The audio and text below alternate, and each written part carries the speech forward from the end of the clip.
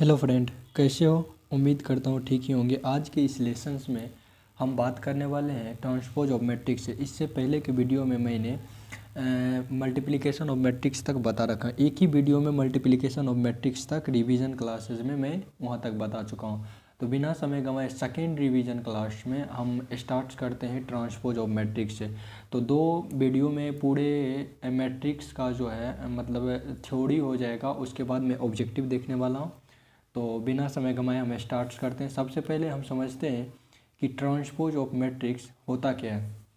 तो अगर कोई मैट्रिक्स हमें अगर कोई मैट्रिक्स 2x2 ऑर्डर का दे रखा है, A11, A12, A21 और A22 हमें दे रखे हैं अगर 2x2 ऑर्डर का, तो कह रहा है क्या, ये m×n कोटि का कोई एक मैट्रिक्स मान लो। तो इसका होना क्या चाहिए कि रो और कॉलम को इंटरचेंज कर दो। मतलब जैसे ये मैट्रिक्स हमें 2x2 ऑर्डर का दे रखा है, तो ए ट्रांसपोज को हम जनरली इससे डिनोटेट करते हैं। और हम इस लिखने वाले हैं कि अगर इंटरचेंज कर दो, यानी को रो और कॉलम को इंटरचेंज, जैसे ये फर्स्ट रो हो गया और ये सेकेंड रो हो गया और ये फर्स्ट कॉलम और ये सेकेंड कॉलम हो गया। ओके, तो कॉलम को हमें रो में चेंज करने हैं, परस्पर इंटरचेंज करते हैं। जैसे हम फर्स्ट रो को फर्स्ट कॉलम में बना देते A11, A12 और सेकेंड कॉलम को नहीं, सेकेंड रो को हम सेकेंड कॉलम बना देते हैं, जैसे A21, A22। इसी को हम बोलते हैं 2x2 ऑर्डर का ट्रांसपोज। यानी क्या करते हैं कि हम रोज और कॉलम को परस्पर इंटरचेंज कर देते हैं। ओके, अब आगे आता है कि इससे रिलेटेड कुछ प्रॉपर्टीज़ हम देखते हैं जिसे आपको याद रखने होंगे। जैसे अगर ये एडिशन दे रखा है कि A+B का अगर ट्रांसपोज हो जाएगा तो A का ट्रांसपोज है प्लस का B का ट्रांसपोज, ये सब ये आप याद रख सकते हो। या तो एक आता है कि अगर कोई मैट्रिक्स A दे रखा है ना, तो उसका ट्रांसपोज जो होगा वो A होगा। इसे आप थ्योरी में अगले वीडियो में देख सकते हो, मैं डिटेल से बता रखा हूँ। और यहाँ से अगर तीसरा दे रखा है कि अगर कोई के जो है स्केलर हो और ए एक मैट्रिक्स है, तो आप इस फॉर्मेट में भी लिख सकते हो। उसके बाद हमें लास्ट जो दे रखा है कि ए अगर m×n कोटि का मैट्रिक्स है और बी जो है इतना है, तो अगर इसे मल्टीप्लिकेशन फॉर्मेट में लिखते हैं, जैसे ए बी का ट्रांसपोज, तो इसे आप लिखोगे बी का ट्रांसपोज और ए का ट्रांसपोज के फॉर्म में लिखते हैं। यानी टोटल प्रॉपर्टीज हो गया ट्रांसपोज ऑफ मैट्रिक्स का, वो 4 हो गया। इसे याद कर लो आप लोग। उसके बाद आता है symmetric and skew symmetry, very very important है आपके बोर्ड के व्यू से भी, और आपका एग्जाम्पल या क्वेश्चन भी करोगे तो अच्छे समझ में आने लगेगा। कहता है कि सबसे पहला नंबर इसे दोनों को समझने के लिए तो एक मैट्रिक्स लेते हैं जनरल फॉर्म में, ये स्क्वायर मैट्रिक्स होने चाहिए और ए का ट्रांसपोज जो है वो ए के इक्वल टू होना चाहिए। कहने का मतलब जैसे हमें ए कोई मैट्रिक्स दे रखा है, जैसे मैं मान लो कि 1 3 4 और यहाँ से 4 5 और यहाँ से 6 ले लो, और यहाँ से 6 सॉरी यहाँ से 6 और यहाँ से 3 और यहाँ से 2 ले लो। ये हो गया 3x3 ऑर्डर का, क्योंकि यहाँ से एक चीज़ मिलाने रहते हैं कि ये पार्ट्स और ये पार्ट्स इक्वल होना चाहिए। सॉरी, यहाँ 3 हो जाएगा, यहाँ 4 हो जाएगा, यहाँ 6 हो जाएगा। ओके, अब एक चीज़ देखता हूँ कि Aij का Aj होना चाहिए। कहने का मतलब अगर इस एग्जांपल से नहीं समझते हो तो एक एग्जांपल लेते हैं 3x3 ऑर्डर का, A11, A12, A13 और A21, A22, A23 और A31, A3 और 2 और A33। ये मेरा 3x3 ऑर्डर का मैट्रिक्स दे रखा है। इसको सिमेट्री मैट्रिक्स हम समझते हैं कि इसमें क्या होना चाहिए। तो कह रहा है कि Aij यानी डायगोनल को आपको छोड़ देने हैं। ओके, डायगोनल को कुछ छेड़खानी नहीं करने हैं। उसके बाद हम देखते हैं A12 को A12 इक्वल्स टू का A21 लिख सकते हैं। हाँ, सिमेट्री मैट्रिक्स में ये दोनों इक्वल होना चाहिए। और A13 इक्वल्स टू का A31 और यहाँ से A23 इक्वल्स टू का A32 होनी चाहिए। क्यों? क्योंकि हमें जो कंडीशन दे रखा है सिमेट्री मैट्रिक्स समझने के लिए, ये अगर आप समझ गए तो अब देखते हैं कि जैसे ये एग्जांपल मैंने ले रखा है ना, तो A12 तो A यहाँ पे 3 हो जाएगा और यहाँ पे जो है A13 तो यहाँ 4, तो यहाँ 4 हो जाएगी, ये 6 हो जाएगी। ये हो गया। जैसे एक एग्जांपल और लेते हैं, जैसे मेरा 2 5 4 और यहाँ 6, यहाँ 3 और डायगोनल लिख लेते 5 हो गया। तो यहाँ से देखो, यहाँ आप लिख दो 5 और यहाँ 4 लिख दो, ये 6 लिख लो। ये दोनों अगर इक्वल होगा तब इसका ट्रांसपोज जो है, अगर ए का ट्रांसपोज भी लिखेंगे तो ए ही होना चाहिए आपको। क्यों, एक बार लिख कर देखते हैं। जैसे ए का, इसका ए का ट्रांसपोज लिखो तो हम क्या करते हैं कि इंटरचेंज कर देते हैं। तो फर्स्ट रो को फर्स्ट कॉलम बना दो, यानी 2 5 और 4, और यहाँ से अगर लिखोगे तो 5 3 और 6 हो जाएगी, और इसको लिखोगे तो 4 6 और 5 हो गया। ओके, तो अब आप ही बताओ कि ये एक एक कस टू है मैट्रिक्स, तो एक एक कस टू हो गया, तो हम एसक्यू सिमेट्री मैट्रिक्स हो गया। एसक्यू सिमेट्री मैट्रिक्स के लिए ए का ट्रांसपोज इक्वल्स टू का ए आपको याद रखने होंगे, या तो ये फॉर्मेट को आप याद रख सकते हो। ओके, अब आगे बढ़ते हैं। आगे जो मेरा कह रहा है कि वो है क्या कि एक वर्गाव्यू सिमेट्रिक मैट्रिक्स होते हैं यदि और केवल यदि, अभी जो बता चुके हैं, ए का ट्रांसपोज इक्वल्स टू का ए हो जाता है। उसके बाद आता है एसक्यू सिमेट्री मैट्रिक्स यानी विषम सममिताव्यू। इसमें क्या होना चाहिए, ए का ट्रांसपोज जो होना चाहिए वो माइनस ए होना चाहिए। कंडीशन देखो ये है, ये कंडीशंस को सेटिस्फाइड करने चाहिए। तो मैं पहले एक एग्जांपल से समझता हूँ कि क्या होना चाहिए। जैसे A11 A12 A13 A21 A22 A23 A31 A32 A33 हो गया ना, ये मेरा 3 क्रॉस 3 ऑर्डर का मैट्रिक्स दे रखा है। तो अब इस कंडीशंस को फॉलो करना चाहिए। जैसे अगर A21 है तो यहाँ पे जो हम लिखेंगे A12 लिखेंगे, इसके इक्वल्स टू होना चाहिए। ये पार्ट्स इसके निगेटिव पार्ट्स के इक्वल्स टू होना चाहिए, और A31 जो लिखेंगे A13 के इक्वल्स टू यानी निगेटिव में होना चाहिए। और यहाँ से ए और 3 2 जो है वो हो जाना चाहिए माइनस A23 के इक्वल्स टू, तब एसक्यू सिमेट्री मैट्रिक्स। ऐसे समझ लो कि ए का ट्रांसपोज इक्वल्स टू का माइनस ए। अब हम कुछ एग्जांपल लेकर समझते हैं। जैसे अगर ए कोई हमें मैट्रिक्स दे रखा है 1 2 3, डायगोनल को कुछ छेड़खानी नहीं करने, यहाँ पे -5 -4, और यहाँ से अगर 2 ले लेते हैं तो यहाँ से क्या हो जाएगा 5, यहाँ से 4 और यहाँ से 2। तो इस टाइप्स के मैट्रिक्स को हम बोलते हैं, मतलब इससे ये एक मैट्रिक्स हो गया। अगर इसका ए का ट्रांसपोज लेता हूँ तो एक बार चेक करते हैं क्या होता है। 1 -5 -4, ओके, और यहाँ से 5 2 और -2 हो जाएगा 4, और 2 और 3 हो जाएगा। तो यहाँ से अब आप ही देखो कि अगर मेरा ये पार्ट से निगेटिव है तो इसमें अगर निगेटिव से मल्टीप्लाई कर दो तो ए का ट्रांसपोज इक्वल्स टू का अगर निगेटिव से मल्टीप्लाई कर देता हूँ तो क्या होता है देखते हैं। यानी -1 और यहाँ से 5, यहाँ से 4 माइनस, और यहाँ से 5 हो जाएगा -2, और यहाँ से 2 हो जाएगी, यहाँ से -2 हो जाएगी, यहाँ से 4 और 2, और यहाँ से -3। तो ये पार्ट्स हो गया निगेटिव। तो अब आप ही देखो कि ए मैट्रिक्स हो जाएगी, यहाँ से -a के इक्वल्स टू हो जाएगा। अब ये इसलिए क्योंकि अब डायगोनल को छेड़खानी नहीं करना। डायगोनल जो होता है यह डायगोनल पार्ट्स 0 हो जाता है। आगे नोट्स में मैं बताता हूँ कि डायगोनल पार्ट जो होता है एसक्यू सिमेट्री मैट्रिक्स का वो 0 हो जाएगा। जैसे दूसरा देखो तो कहता है कि एसक्यू सिमेट्री मैट्रिक्स का जो है अभी डायगोनल जो होते हैं वो 0 होता है। जैसे कहने का मतलब अगर ये कोई मैट्रिक्स लेंगे तो ये डायगोनल जो है ये 0 होने चाहिए। A12 A13 A23 हो जाएगा, A21 A31 A22, ये डायगोनल पार्ट जो है इसको सिमेट्री मैट्रिक्स में होता है वो 0 हो जानी चाहिए। अब पूछो क्यों, क्योंकि AJI इक्वल्स टू का माइनस AIJ लिख रखा है। तो अब देखो अगर मैं इस पार्ट्स को लेकर चलता हूँ तो AJI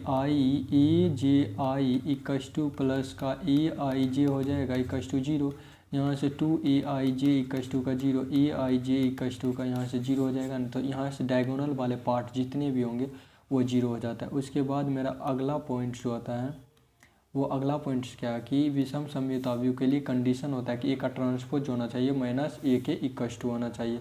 उसके बाद मेरा अगला जो पॉइंट्स आते हैं ऑर्थोगोनल, ये आप इजी वे में समझ सकते हो कि ए का ट्रांसपोज ए इक्वल्स टू का हमें यूनिट मैट्रिक्स देना चाहिए। ओके, इसी को हम बोलेंगे क्या ऑर्थोगोनल मैट्रिक्स। अब आगे हम बात करते हैं इससे रिलेटेड कुछ नोट्स के बारे में जानते हैं। जैसे एसक्यू सिमेट्री मैट्रिक्स के विकर्ण यानी डायगोनल जो होते हैं वो 0 होता है, ये पहला पॉइंट। दूसरा पॉइंट होता है कि कोई भी मैट्रिक्स सममित और स्क्यू सिमेट्रिक दोनों होना चाहिए। वो हो सकता है जीरो मैट्रिक्स, अगर दोनों होने के लिए कंडीशन होगा कि वो दोनों जीरो मैट्रिक्स हो सकता है, सिमेट्रिक और स्क्यू सिमेट्रिक भी हो सकता है। तीसरा पॉइंट्स क्या है, तीसरा पॉइंट्स देखते हैं कि दो स्क्यू सिमेट्री मैट्रिक्स को अगर जोड़ेंगे, दो सिमेट्री मैट्रिक्स का अगर योगफल करते हैं तो वो सिमेट्रिक पर देगा मेरे को। उसके बाद चौथा, हम दो अगर स्क्यू सिमेट्री मैट्रिक्स का योगफल करोगे तो वो स्क्यू सिमेट्रिक ही देगा।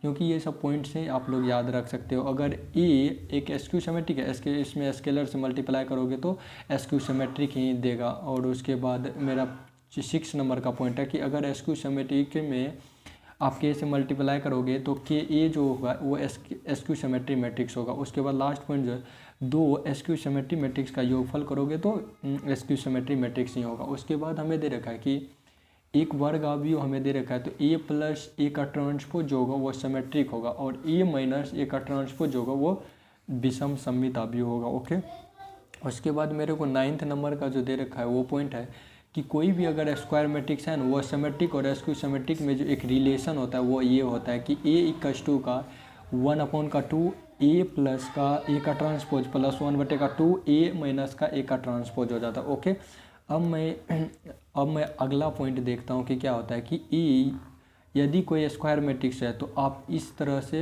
दोनों जो होगा ये सिमेट्री मैट्रिक्स होगा। आप इसे डायरेक्ट भी याद रख सकते हो, और मैं वीडियो में यानी प्रूफ करके दे रखा हूँ, आप लोग जाके वहाँ से देख सकते हो। उसके बाद है क्या कि 11 नंबर में कि किसी सममित अवयव के सभी घन घात जो होते हैं वो स्क्यू सिमेट्रिक होते हैं। ओके, उसके बाद आखिरी और लास्ट पॉइंट जो आता है कि ए बी अगर सेम ऑर्डर का दो सिमेट्रिक मैट्रिक्स है तो ए बी सिमेट्रिक होगा।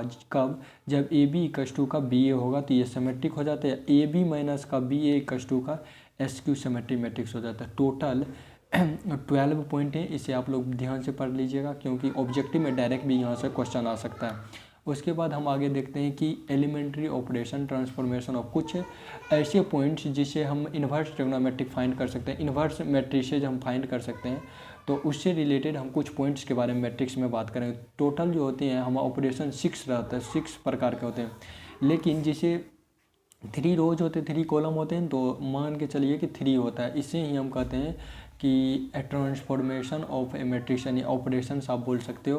पहला पॉइंट जो होता है कि क्या रहा है कि अगर आपको 2 रोज और 2 कॉलम को परस्पर अगर इंटरचेंज करने हैं तो इस तरह से आप चेंज कर सकते हो, उस पर मैट्रिक्स पर कोई इफेक्ट नहीं पड़ेगा। ये आप लोग मतलब ऑपरेशंस कर सकते हो।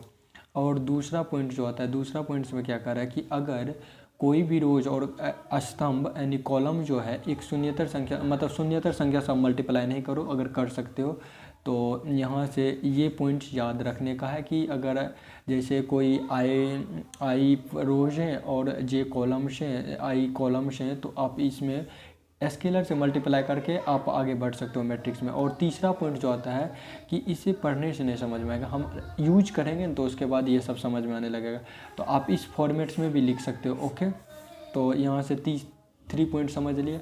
अब इन्वर्टेबल मैट्रिक्स समझते हैं। अगर ए कोई एम ऑर्डर का मैट्रिक्स दे रखा है, स्क्वायर मैट्रिक्स दे रखा है, और एक अन्य मैट्रिक्स का अस्तित्व होगा, जैसे हमें दे रखा है कि ए बी इक्वल्स टू का बी ए इक्वल्स टू का यूनिट मैट्रिक्स अगर दे रखा है, तब आप या तो ए बी इक्वल्स टू का आई लिख सकते हो या बी इक्वल्स टू का ए का इन्वर्स, या अगर आपको यहाँ से ए इक्वल्स टू का बी का इन्वर्स बोल सकते हैं। इसे जनरली रिप्रेजेंट इससे करते हैं।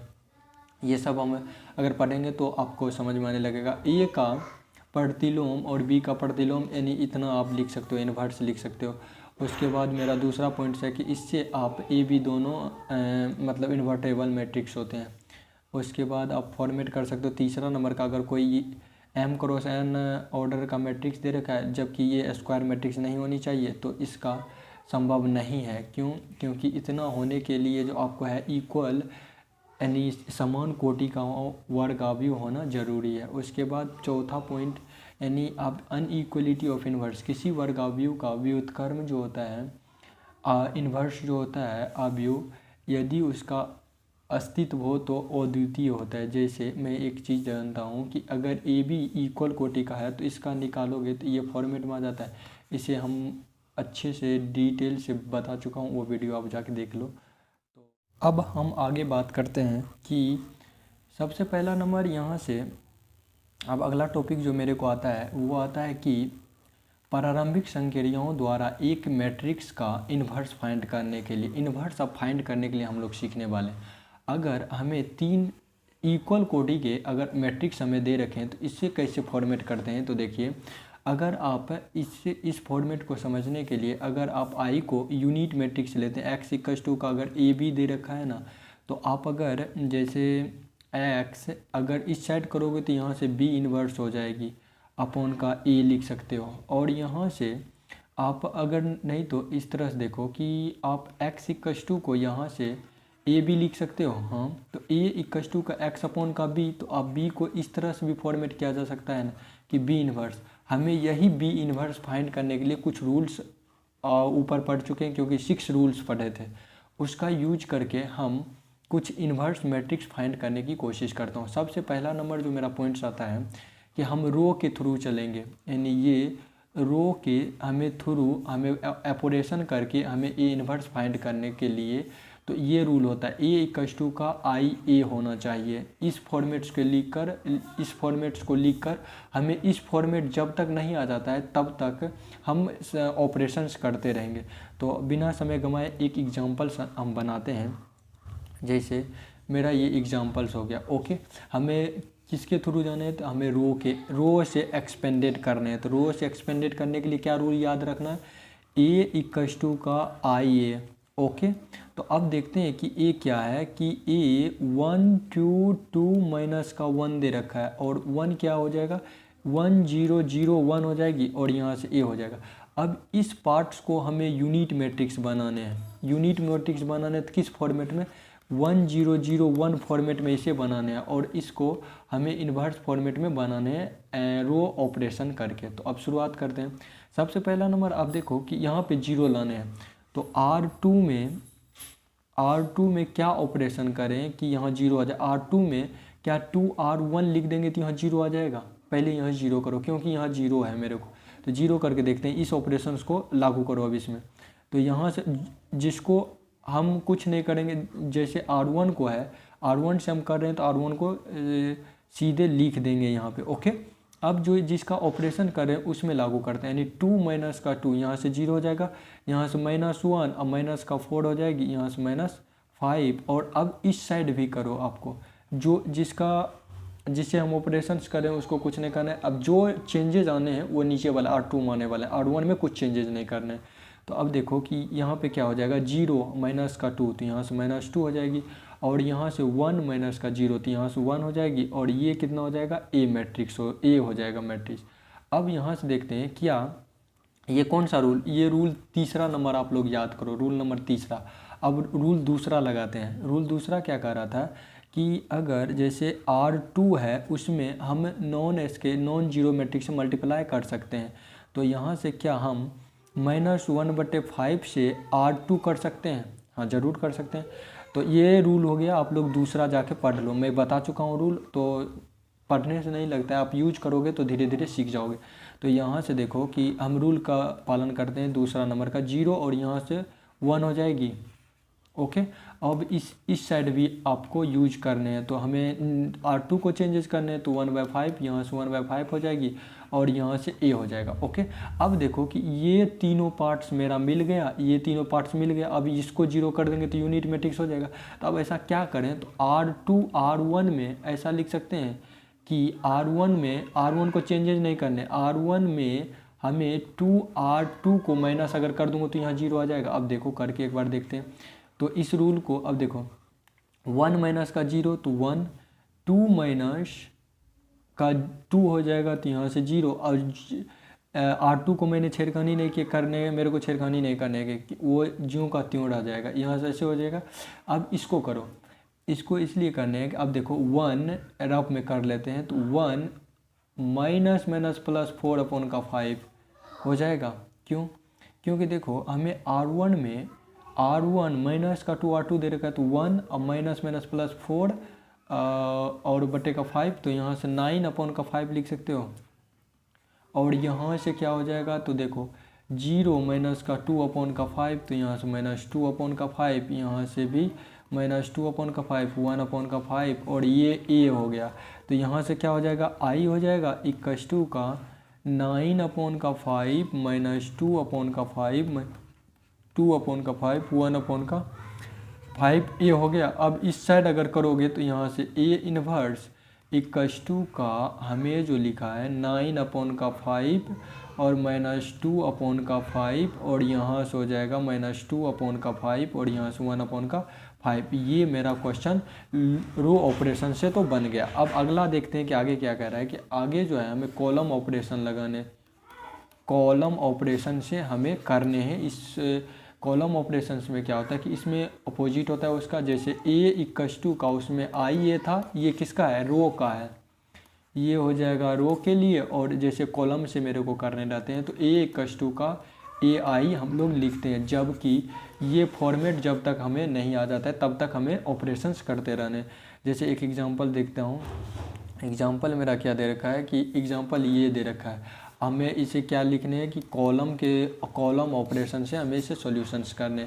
तो क्या फॉर्मेट होता है, a इक्वल्स टू का ai हो जाएगा, यहाँ से 1 2 2 और माइनस का 1 हो जाएगा। और यहाँ से मेरे को a को कुछ नहीं करने हैं और यहाँ से लिख दो 1 0 0 1। ओके, अब मुझे कॉलम के थ्रू चलने हैं तो क्या करने हैं कि इस पार्ट्स को मुझे 0 लाने हैं, इस पार्ट्स को। तो क्या C2 में आप C2 माइनस का 2 C1 लिख सकते हो, कॉलम के थ्रू चलने। तो अब करो, इस रूल को फॉलो करो। यानी अब देखो C1 को कुछ नहीं किया तो C1 को एडिटिव में उतार दो, जैसे है वैसे उतार दो।